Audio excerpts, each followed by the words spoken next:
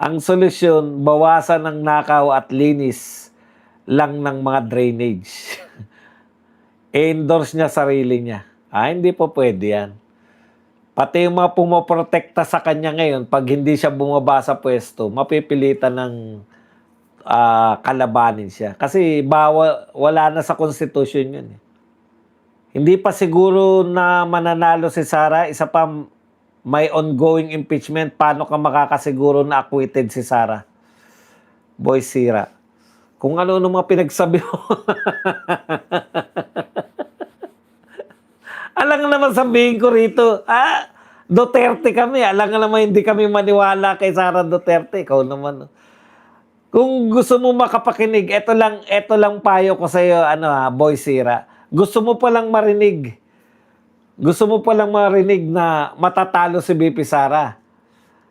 Pumunta ka sa mga loyalistang vlogger. Doon ka. Alam ko kung bakit ayaw mo ron. Wala ka rin nakikita.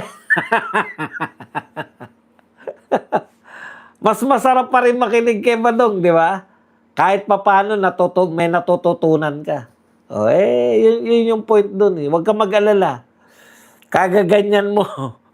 Gigising ka na lang isang araw na, Duterte na pala ako.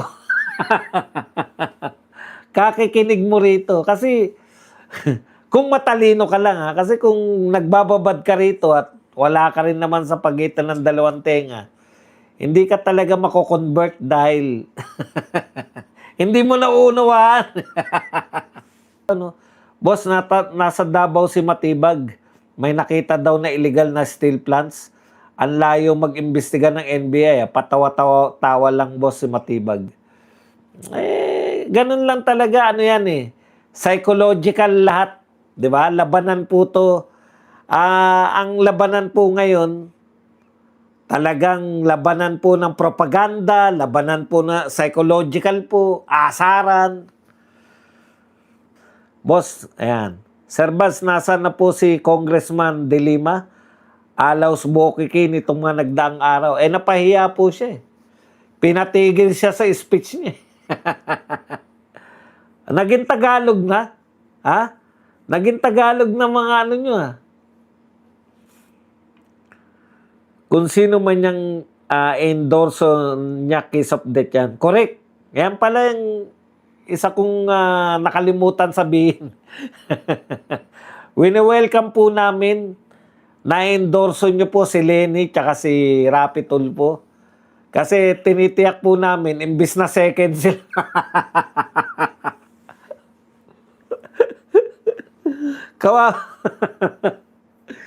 Kawawa naman yung endorso ni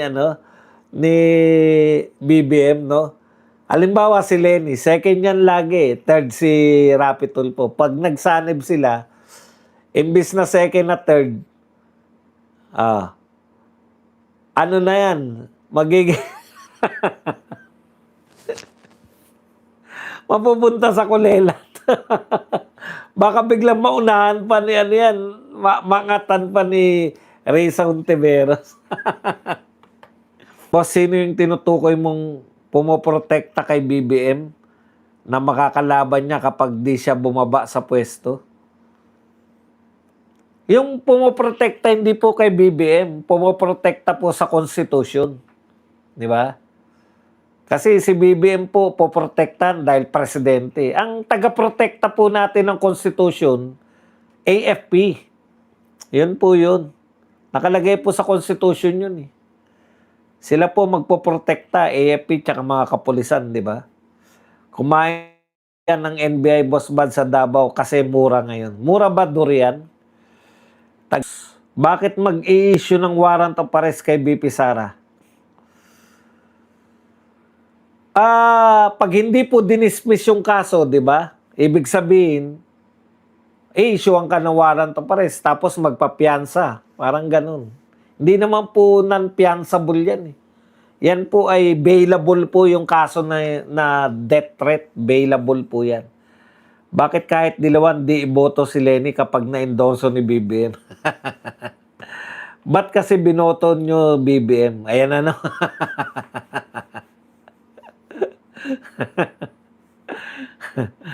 Ba't kasi binoto nyo? Naniniwala kami kay BP Sara eh. Parang wala pang sagot si Marcos doon sa inaresto na OFW sa Beijing. Ginantihan tayo ng China. Nako, nakakaawa naman. Totoo ba yan? Hindi ko pa nababasa yan eh. Kung totoo yan eh, na may inaresto ba? Bayaan nyo po, isa-search natin yan. Babalita natin bukas. Promise. Sir Bads, bakit tahimik si DILG John Vic ngayon? Ay, hindi ko rin alam. It's only been 2016 and there's corruption in DPWH. 2016 pa lang may corruption na sa DPWH. Wala naman nagsasabing walang corruption eh. Iba na may ibig sabihin ng minimal corruption. Noon, ang corruption, matutukoy mo, tsaka, kumbaga, 90% okay, 10% lang yung corrupt. Dito ngayon, baliktad. 90% corrupt, 10% lang yung hindi corrupt. Yung mga hindi pa corrupt ang nakakasuhan. Tansya ko lang yun, 90-10. Naintindihan mo? Wala pong sinabi si Digong na wala po kaming kiniklaim, Boy Sira. Hindi uso bulahan dito. Sa channel ko, hindi uso bulahan na sasabihin walang korupsyon nung panahon ni Tatay Digong. Sino ba nagsabi nun? Saan mo narinig yun? Wala naman nagsabi na walang korupsyon nung panahon ni Tatay Digong. Kaya nga may nilalabanan pa eh. Hindi, parang droga yan. Walang nagsabi na drug-free na ang Pilipinas. Pero ang laki po ng epekto ng war on drugs. Kahit hindi mo man maamin. Ramdam mo yan. Kung mahirap ka, Boy Sira, malamang hindi ka naman ganong kayaman, di ba? Kasi yung mga mayayaman, namimili ng pinanonood yan eh. Hindi naman manonood dito yan ng, di ba? Boy Sira, eto masabi ko sa'yo, ikaw mismo naramdaman mo yun, yung war on drugs ni Tatay Digong. Hindi ka naman mayaman na tao eh. Ramdam natin yan lahat. Dinideny nyo lang sa sarili nyo. Ramdam natin yan. Boss Badong, Ogie Diaz, yung baklang madaldal, inendorso na si Erwin Tulfo as VP para sa 2028, kapal na mukha. Ano naman? Meron ba siyang political clout si Ogie Diaz? Wala namang political clout yan. Sir Bads, curious lang paano gawin daw ni Bangag na electricity ang basura. Actually, matagal na akong galing ng Korea eh. Pinakita po sa amin yan eh. Electric plant, basura eh. Pwede po talaga yun. Boss, normal lang ba na mapikon si Auntie Claire kay Kong Erese? Normal lang naman mapikon ng lahat ng tao, di ba? Normal lang naman po yun kasi may mga emosyon tayo. Minsan, nakakapag-comment kayo na bigla ako nag-iinit. Katulad nung comment kanina na yung hindi, kahit na anong gawin natin, talo pa rin tayo hanggat nariyan si Garcia. Nakakainit ulo po yun. Nakakapikon po yun. Lahat naman kinukontra basta bumanat kay BBM, yun yung trabaho ni Auntie Claire eh. Dalawa lang ang trabaho ni Auntie Claire. Banatan yung mga Duterte at banatan yung mga bumabanat kay BBM. Boss, naniniwala ka ba na before kumandidato si BBM ng president, alam kaya ni Sara na addict na siya? Pero pinayagan niya pa rin makatakbo? Ako naniniwala ko na hindi. Iba kasi yung yung itsura po. Yung alam kasi nating addict na na shabu, di ba? Itsura pa lang alam mo na kagad na kakaiba eh, di ba? Eto kasi pag mga tsaka mabilis yung deterioration ng utak pag sa shabu. Kasi hindi siya organic. 'Di ba chemical yang shabu? Unlike nung mga droga ng pangmunyaman, yung cocaine kasi ano yan, 'di ba? Ano yan, galing yan sa, kung hindi ako nagkakamali, galing sa halaman yan eh. O kaya pwedeng hindi mo alam kung talagang wala nagsasabi, pwedeng hindi mo malayan. Kasi may mga napapanood ako, mga pelikula, yung pelikula ni sino ba yun, yung Denzel Washington. Pucha, hindi siya normal pag hindi siya nakakatira ng cocaine. Di ba yung naalala niyo yun, yung piloto siya? Kaya iba talaga, pwedeng matagal, pwede ngang hindi, pwede kang tumigil pa eh, di ba? Oh. Kasi natural yun eh. Kaya lang, siyempre, once na addict ka, iba na yung utak mo kasi hindi ka na normal pag hindi ka tumitira nun.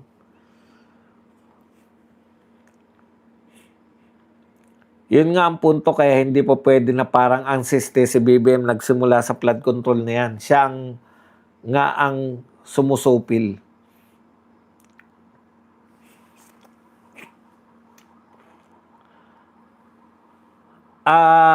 Boy Sira, siguro paayos mo.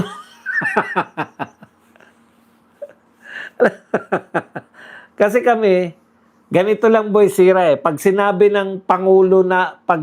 sa amin na magpapatayo ng tulay, ang resulta po, para masimple, hindi mo siguro naunawaan, no? Marami kayong hindi naunawaan eh. Pero okay lang yan, tsatsagain ka namin. Pag sinabi po ng tao na gagawa ako ng tulay, ang resulta po ng makikita mo para masabing tagumpay yung tao na nagsabi na siya ay magpapagawa ng tulay, pag nakita mo na yung tulay, nadadaanan na yung tulay. Di ba? Naintindihan mo na siguro kung saan nakapupunta. Pag sinabi mong gagawa ka ng bangka, tagumpay ka sa sinabi mong gagawa ka ng bangka kung nasasakyan na yung bangka at nakakabiyahe ka na sa pamamagitan ng bangka. Pag sinabing anti-corruption, alam mo na, dugtungan mo na lang. Kung hindi mo naintindihan yan, pinasimple ko na lang sa'yo. Diba? Magdo-drawing ako, sabi ng anak mo na 7 taon. Dad, pinagdo-drawing kami ng mga bundok. So, matagumpay siya pag nakapag-drawing siya ng bundok. Grade 7, 7 taong gulang yun. Ganon din, punta na tayo, kasi baka hindi na naunawaan ni Boy Sira kung anong punta ko eh. Pag sinabi mong anti-corruption, yung leader, dapat nakakulong na, bago niya ipagmalaki na siya ay kinakailangan maituloy yung anti-corruption, dapat marami na siya napakulong ng mga mastermind ng iba't ibang korupsyon.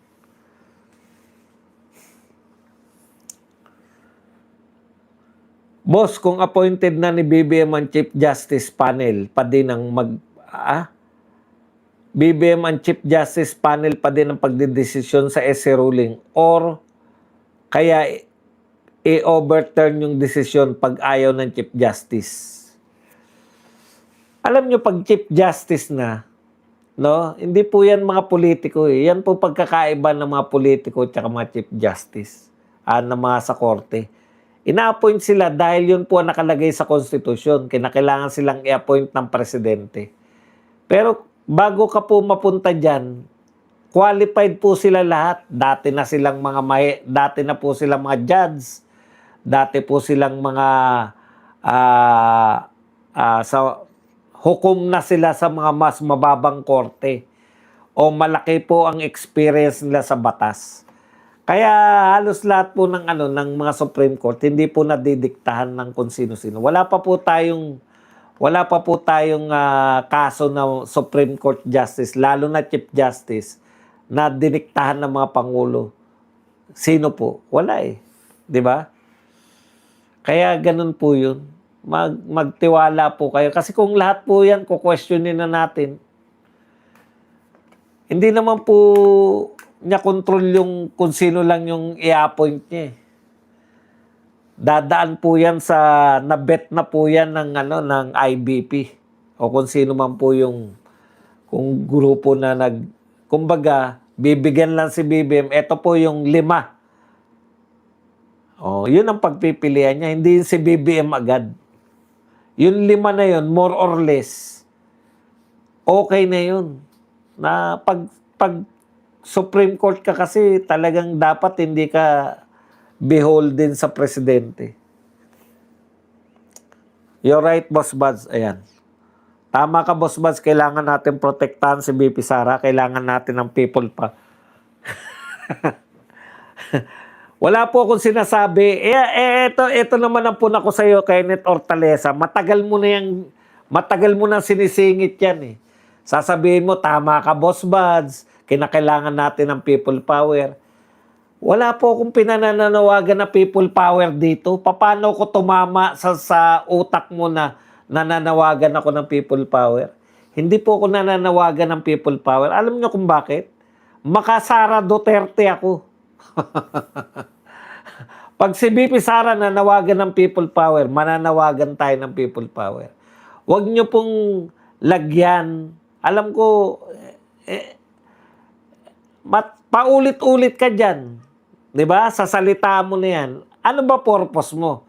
Na mabanggit ko na mag-people power tayo, na yan yung Hindi nyo ako hindi po nyo ako magugulangan sa mga ganyan. Para saan? Para, sinabi ni Badong, mag-people power daw. Utot nyo.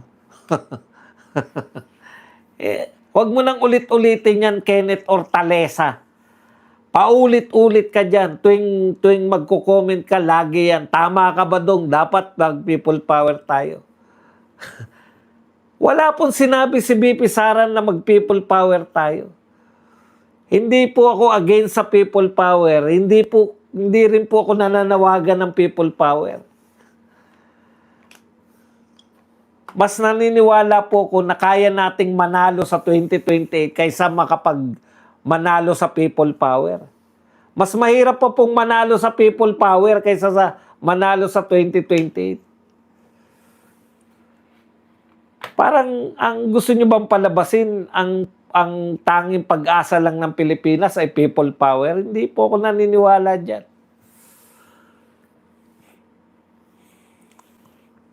Nag-start na 2016 pero di basta pinondohan, walang ingay noon sa flood control, anomaly dahil wala. Hindi po porkit, ganito yan, tama yan si Shuni. Hindi po porkit may flood control na, meron na pong anong tawag doon? Ghost project. Kasi kung may ghost project nung panahon ni Tatay Digong, kalaban niya po yung media. Yung Dolomite nga, napakaganda na, naaangguluhan pa nila na siraan. Yung pang may ghost project. Kaya ako naniniwala na walang ghost project nung panahon ni Tatay Digong. Kasi, andyan yung media, Hanggang ngayon, wala silang maipresent na ito ghost project nung panahon ni Tatay Digong. Hawak na nila ngayon. Ang gobyerno, hawak. Yan nga, pabalik-balik sila sa Davao, di ba? Ba't sila balik ng balik? Baka makakita. Tingnan nyo, yung ICI, pumunta pa sa bundok, naghanap ng gagamba, baka may makita.